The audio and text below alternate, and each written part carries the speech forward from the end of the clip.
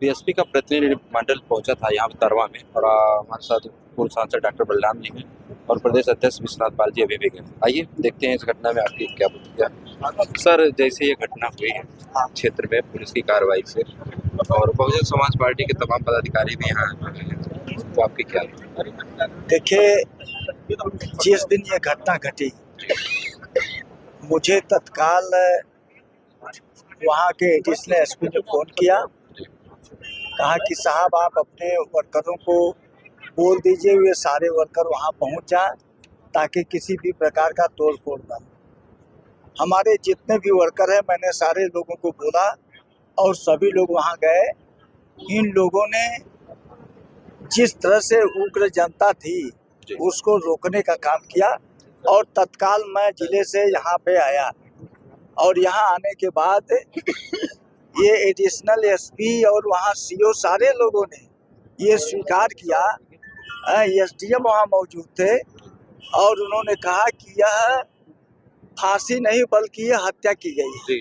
उन लोगों ने स्वीकार किया और उसी आधार पर उन सबों को सस्पेंड किया गया और एफआईआर जो हम लोगों ने लिखा उसमें हम लोगों ने धारा 302 जो पहले था अब तो 103 हो गया है, ये भी नई प्रणाली के तहत और SC/ST एक्ट भी लगा है और ये जो हम लोगों को रिपोर्ट मिली है, लेकिन इससे कुछ होने वाला नहीं है क्योंकि वहाँ का जो SSP है यहाँ का वो इसको मानने के लिए तैयार नहीं है। तो सबसे बड़ा दोषी तो SSP है।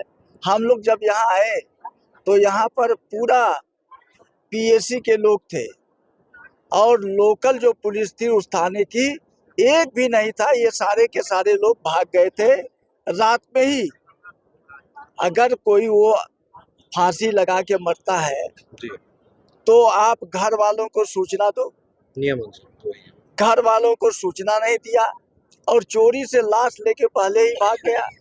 तो ये चीज साबित करता है कि इन लोगों ने हत्या किया है और वहाँ पर जो पोस्टमार्टम करने वाले लोग थे उनको भी विश्वास में लेकर के उनको भी डराया धमकाया और उनसे जो है गलत रिपोर्ट बनवा लिया। इसलिए हम लोगों का यहाँ के प्रशासन पर, विशेषकर पुलिस प्रशासन पर जरा सा भी विश्वास नहीं है कि इनसे न्याय मिलेगा।